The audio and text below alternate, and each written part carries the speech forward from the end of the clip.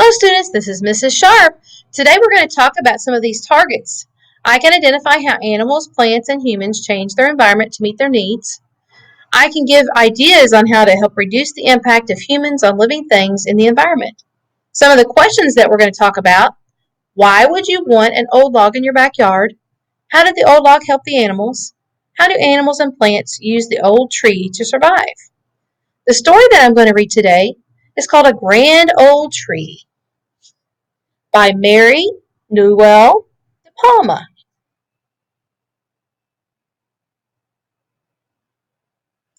Once there was a grand old tree. Her roots sank deep into the earth. Her arms reached high into the sky.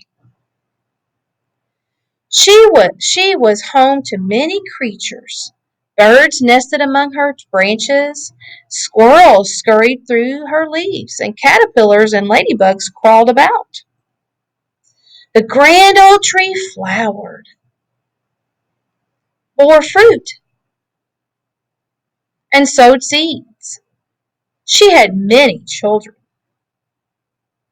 They changed the landscape for miles around, perhaps even farther than the old tree knew.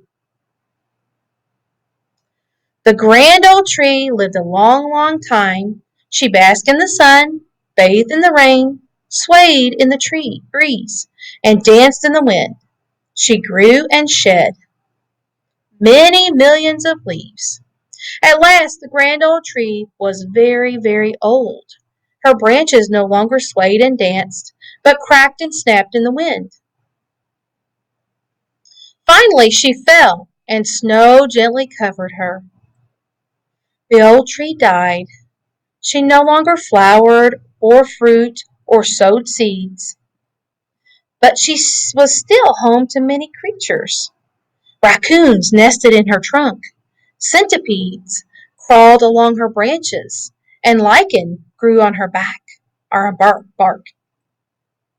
The grand old tree slowly crumbled. She became part of the earth. Today, the roots of her grandchildren sink deep into this earth. Their arms reach high into the sky.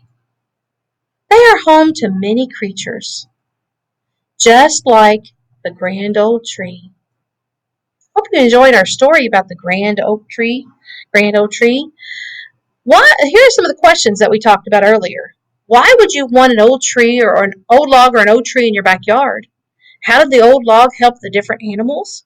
And how do animals and plants use their old tree to survive? I want you to think about those things today. Think about those questions. Your seesaw activity today is to draw an animal that would visit an old log. Tell what your animal is and why it comes to the old log. The extension activity that's optional, you don't have to do this, but I thought it would be fun. Take a nature walk. If you have an outdoor area, take a nature walk to see if you can observe any wild animals that might be using an old tree or a log to help them survive.